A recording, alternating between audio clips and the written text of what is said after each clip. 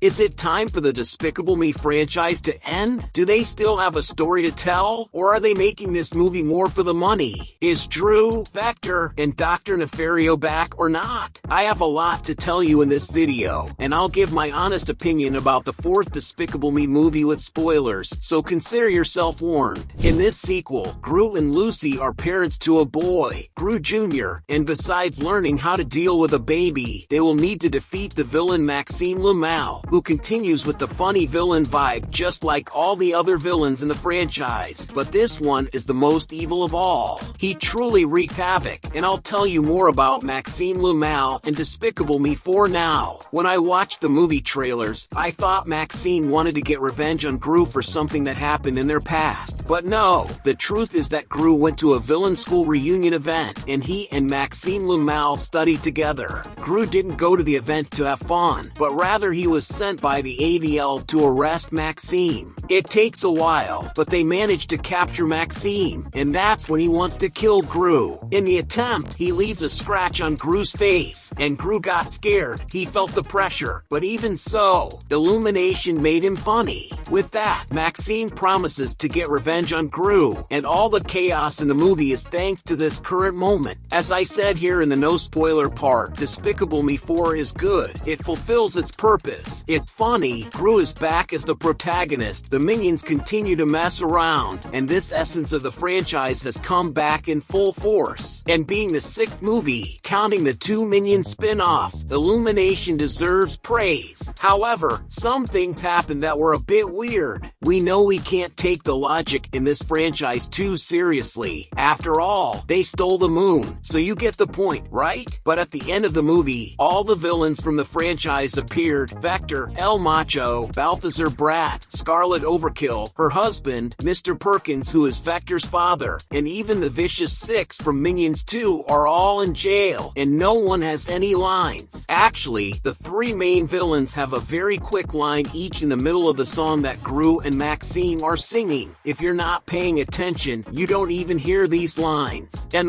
it's really cool to see them all back, but weird for them to have just this kind of participation since they are important characters. But I'll make a video specifically about this with more details and explain better there because there's a lot more to talk about regarding this scene. So take advantage and leave that super like so I know you want me to make this video about the villains. Another detail that the trailers didn't reveal is that Maxime Le Mal transformed into a cockroach and that he has an army of cockroaches. While Gru has the minions, Maxime has the cockroaches. Plus he also has Valentina, his girlfriend, who helps him with his plans. And on top of all that, Maxime has a weapon that turns people into cockroaches. He kind of possesses the person and controls them. He does this to a gas station attendant and to Gru Junior. This was a plot twist that no one was expecting, which is why I said Maxime is the most cruel villain in the franchise because he does this to Gru Junior, who is a baby, and even kidnaps him.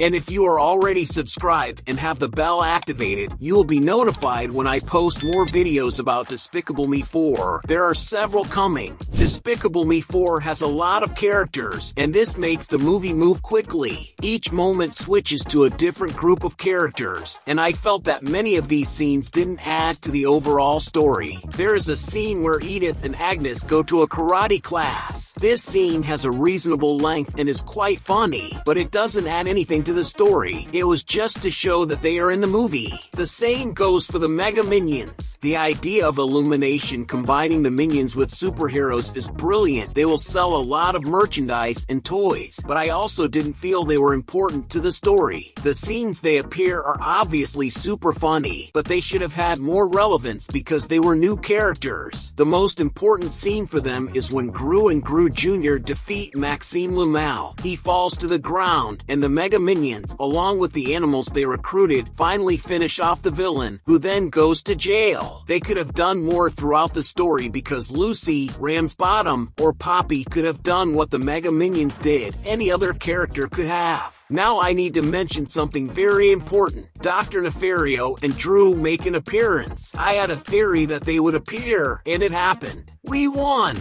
But it was a special cameo from both of them. Dr. Nefario has a line and appears just to remove the cockroach effect from Gru Junior. He must have given him some antidote, and the baby was fine. It was probably the same antidote that the AVL gave Maxim to turn him back into his human form. Gru appears in the background of a scene, enjoying a party at the end of the movie at Gru's house, and Gru and Gru's mother also appears in this scene. It would have been much better if they had a bigger role, but with so many characters, this happened.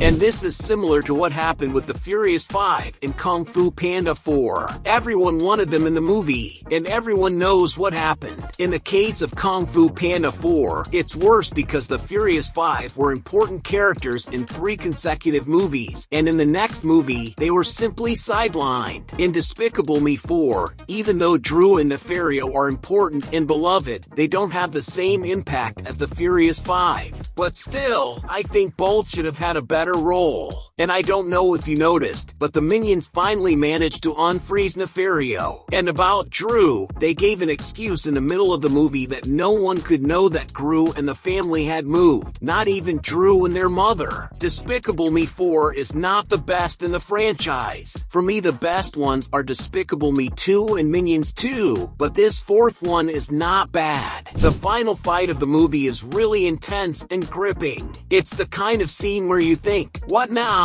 How is the protagonist going to get out of this? There's a lot of weight in the construction of this scene. Gru Junior is still possessed and being controlled by Maxim. The two are about to kill Gru. Gru realizes there's nowhere to go. Seriously, it's a very good scene. In the middle of the scene, Gru Junior snaps out of the trance that Maxim was controlling him with and fights against him, even helping Gru. It was a really good scene. After the villain, Poppy is the new character with the most relevance to the story, the most important one, because the chaos in Gru's life continues thanks to her. She wants to pull off a heist and drags Gru into it, which is how Maxime Le Mal finds out where he is living. It's a huge mess. I really like the character, but I will like even more if you comment here #DespicableMe4. Whoever leaves this comment will get a heart. You might be thinking, is Illumination going to end the franchise with this movie, or will there be more? Obviously, there will be more Despicable Me movies. I really believe Minions 3 will be next. Think about it. The first 3 Despicable Me movies and the 2 Minions movies together grossed over $4.6 billion just at the box office. It's the most profitable animated franchise in cinema history. If this one now reaches at least $800 million, it's 100% certain that there will be more and more movies. And I believe it will surpass that amount. Despicable Me 4 is already in theaters and is worth your ticket. To get into the movie's vibe, I've prepared this summary of the first 3 films, and in this one, I prove that the Minions are immortal. These videos are essential for you to stay up to date with the Despicable Me universe. Thanks for watching, and see you in the next Cine Lovers.